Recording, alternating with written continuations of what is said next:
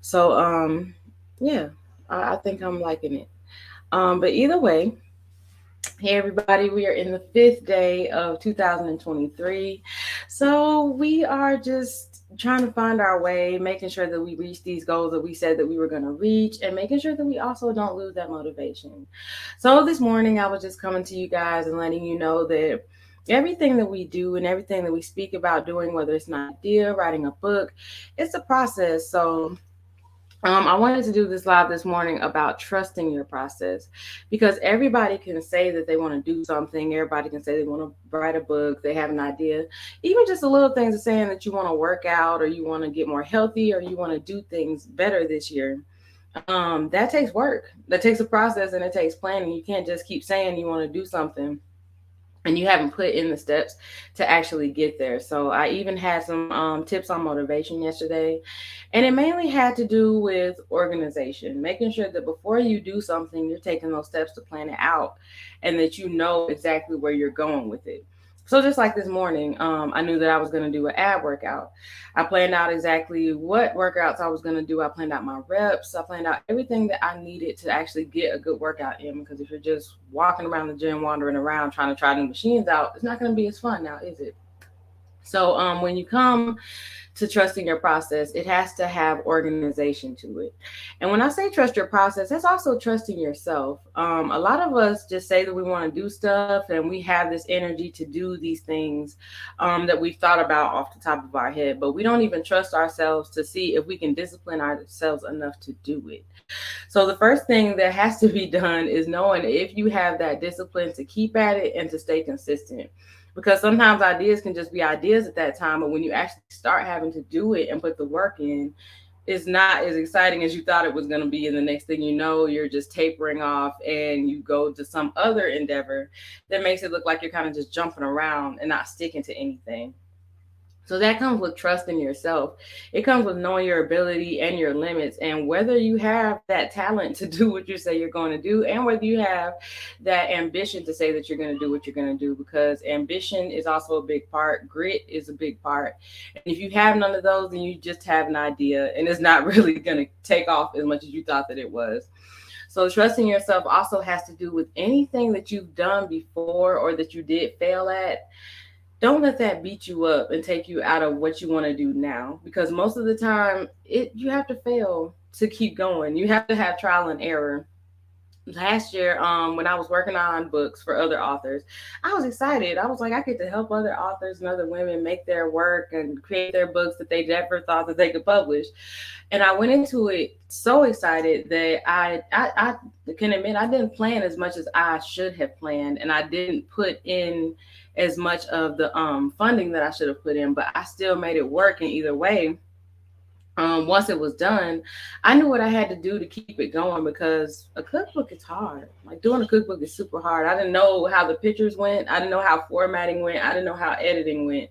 So I went through a lot of different channels. I went through Fiverr, and I had to actually go ahead and research what it took to do everything. So that's what I'm working on this year. I don't want to have to go through any third parties or keep going through other people to do things for me, because sometimes that took waiting time, that took paying extra for them to go ahead and put it through quicker than they would other orders. And that takes a lot out of you. It takes a lot out of your finances. It takes a lot out of your mentality. So I definitely got a lesson from that last year, and just creating books for other authors and making sure that I did follow through on my publishing company. But it was a lesson. I learned a lot, and I learned a lot about entrepreneurship, about small business, and about making sure you have your P's and Q's and orders, even down to the taxes, and even down to just making sure you pay what you're supposed to pay. So trusting yourself to know that you're not going to let yourself down, and that you're going to keep going no matter how many times you slip and fall, and no matter how many times you fail. That's the most important part about your process, because once you keep quitting and once you keep switching from one thing to the other, it makes you look unstable, and it makes you look like you really don't have a genuine care for your craft or whatever you're trying to do. You're just kind of trying to find something that makes you money or that gets you to where you need to get successfully. And that has to do with just appearance. You wanted to appear successful, but you're really not there yet because you haven't put in the work to get there.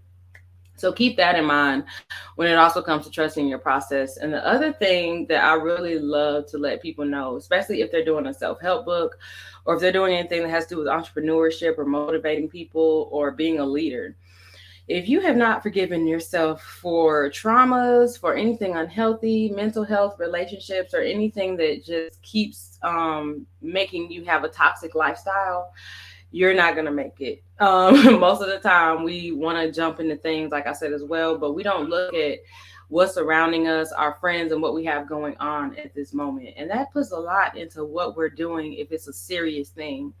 So if you haven't yet even become healthy from your mental health issues, from things that have happened to you before, things that have made you a little, just not okay up there, you really need to get that together first, because it's always going to get into the way of anything positive that you try to do for yourself.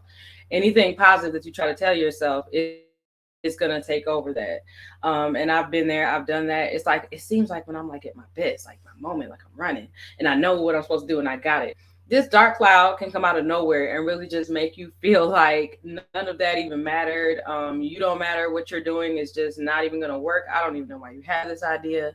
And that comes with self-doubt. That comes with, if you have depression, anxiety, it comes with all that stuff. But that doesn't mean that you let it defeat you. So the thing about that is staying motivated and making sure that you don't let that darkness continue to take over, because we can live in there and we can stay there for weeks. Weeks can turn into months and months can turn into years. And that's when you start to have regret. You'll be like, why did I not just get out that funk and do what I had to do? So don't think that it's just an overnight thing, because it's not. That's the big thing about it. People just jump into stuff and it's like sometimes it's not that month or so you thought it was going to take, it's not that 6 months you thought it was going to take, it's not that 8 months you thought it was going to take. Sometimes it's about a year, sometimes it's 5 years, sometimes it's 10 years. But if you're serious about something, then those years don't intimidate you. Whatever you have to do, you're going to keep doing and you're going to keep striving to make it there. So that's all about still trusting in your process. It's about knowing if you're serious enough about what you're doing to keep it going. Because once you get there, that's when you can help other people actually realize what they have to do. They're like, okay, I see they, made it look this way, but always know that your process is your process. Whatever you see other people doing, that's not you. That's not your process. That's not your race. And if it seems like they make it look easy or they got there so quick, they didn't. Like, it's always something that they had to go through, and it's always something that we always have to sacrifice to make it to where we want to go. So success and getting to where you want to go, entrepreneurship, it's ugly, it's uncomfortable, it's not easy at all. Like, I think people fail to realize that. So I'm gonna always be coming to you guys every day with something motivational and something to just keep you uplifted, because I know that this new year can get to you. Once you worry about in March, you're gonna start to feel it. You're gonna start to wonder, like, can I keep this up? Can I keep going? If you're trying to finish writing a book, if you're trying to any project that you're doing, it's going to start to feel some type of way in the third or the second month, really, because anything that's uncomfortable, it takes you about 2 weeks to create a habit and to stop a habit.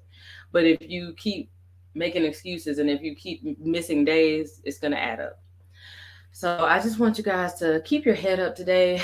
Make sure that you don't let that self doubt sink in and stay in there, and that things don't get to that shadowy place, because it can happen really quick. But my advice to you is to find something for you. That was my biggest thing, was that I think I was stressing so much and feeling like I was helping everyone else and getting everyone else together, that I wasn't doing anything for myself to be healthy. So my thing has been the gym. Yeah, I've been in the gym every day. I only miss one day out of the week, so I try to go every day right now, just to make sure that I keep that discipline in myself. I mean, that promise to myself. So that's the first start. It's just the little things. The little things turn into big results. And once you actually make that small promise, then it becomes more expanded into other things. So, guys, just find that thing, that hobby, that I'm sorry, habit, that habit, that hobby, something that makes you you, and that doesn't have to do with anyone else but you. In fact, the first hour or so of your day should honestly be dedicated only to yourself. If you get up and the first thing you do is trying to see what's up with everybody else and if they're comfortable, it's definitely going to just send you down the spiral.